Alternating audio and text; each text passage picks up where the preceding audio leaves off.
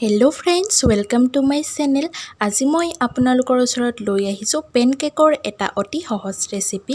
আশা কৰোঁ ৰেচিপিটো চাই আপোনালোকে ভাল পাব। যদি ৰেচিপিটো চাই আপোনালোকে সঁচাকৈয়ে ভাল পায় তেন্তে প্লিজ মোৰ চেনেলটো ছাবস্ক্ৰাইব কৰি দিব আৰু কাষত থকা বেল আইকনটো প্ৰেছ কৰি দিব। আজি মই যোনটো পেনকেকৰ ৰেচিপি লৈ আহিছোঁ এইটো আনাৰসে বনোৱা হয় পেনকেকটো। আৰু আপোনালোকে ভাবিছে চাগৈ কেনেকৈনো বনাইছে, আৰু জানিবলৈ চাওঁ আহক ভিডিঅ'টো। ফাৰ্ষ্টে মই কি ইনগ্ৰিডিয়েণ্টছ লৈছোঁ দেখাই লৈছোঁ। প্ৰথমে মই ময়দা লৈছোঁ। ময়দা আপোনালোকে ইচ্ছা অনুসৰি ল'ব পাৰে। মই 2 কাপ ময়দা লৈছোঁ। এইফালে মই লৈছোঁ অলপ চুজি।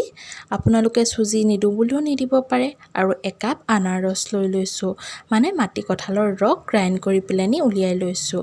আৰু এইফালে মই লৈছোঁ অলপ গ্ৰাইণ্ড কৰি থোৱা চেনি আৰু অলপ বেকিং পাউডাৰ আৰু অলপ নিমখ লৈ ল'ব।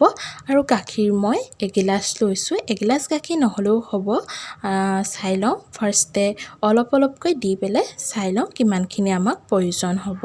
প্ৰথমে মই আনাৰসখিনি লৈছোঁ আৰু মই অলপ ৰিফাইন তেলো এড কৰিম, যিটো আপোনালোকক দেখুওৱা নাই কিন্তু সেইটো এড কৰিব লাগিব। অলপ ৰিফাইন তেল বা ঘি দি দিলে মানে ধুনীয়া লাগে খাবলৈ আৰু ধুনীয়াকৈ সিজি যায়।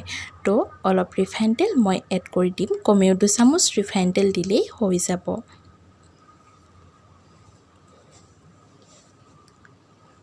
ৰিফাইন তেলখিনি দিয়াৰ পাছত মই ধুনীয়াকৈ মিক্সাৰ এটা বনাই ল'ম। এখন চামুচৰ সহায়ত মই আনাৰস আৰু ৰিফাইন তেলখিনি ভালদৰে মিক্স কৰি লৈছোঁ।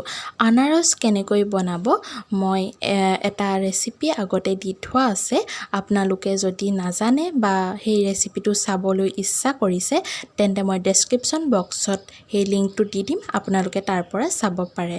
এতিয়া মই চেনিখিনি প্ৰথমে এড কৰি আকৌ এবাৰ মিক্স কৰি ল'লোঁ। তাৰপাছত অলপ ময়দা লৈ এখন চালনীৰ সহায়ত ময়দাখিনি ভালদৰে চাকি ল'ম।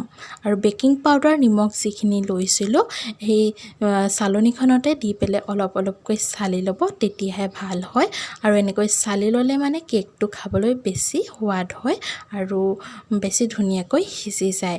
আৰু অলপকৈ চালি ময়দাখিনি এড কৰি মই এটা কেক বনাবলৈ যেনেকৈ এটা মিক্সাৰ বা বেটাৰ প্ৰস্তুত কৰা হয় তেনেকৈ মই বেটাৰটো প্ৰস্তুত কৰি ল'লোঁ। আৰু লাহে মই অলপ গাখীৰো এড কৰি দিছোঁ যাতে আৰু অলপ পনীয়া হয়। গাখীৰটো আপোনালোকৰ নাথাকিলে স্কিপ কৰিব পাৰে, কিন্তু দিলে মানে খাবলৈ বেছি টেষ্টি হয়। তো মই অলপ গাখীৰ এড কৰি দিছোঁ। আপোনালোকে ইচ্ছা কৰিলে ক্ৰীম বা বাটাৰো ইউজ কৰিব পাৰে।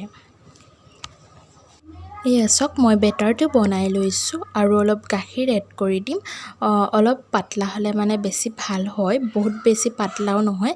আপোনালোকে ভিডিঅ'টোত চাব পাৰে কেনেকুৱা কনচিষ্টেঞ্চিত মই বেটাৰটো তৈয়াৰ কৰি লৈছোঁ।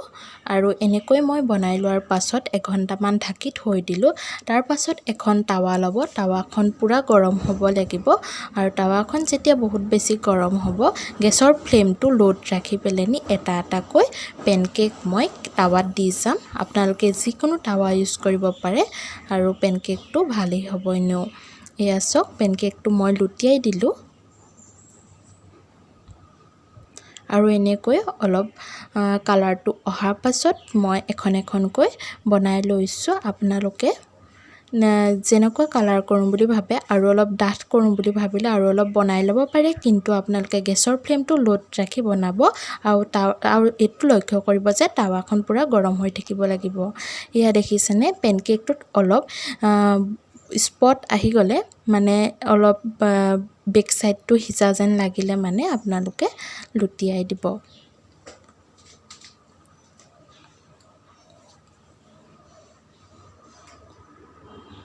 এনেকৈয়ে মই বাকীকেইখন পেনকেকো বনাই লৈছোঁ।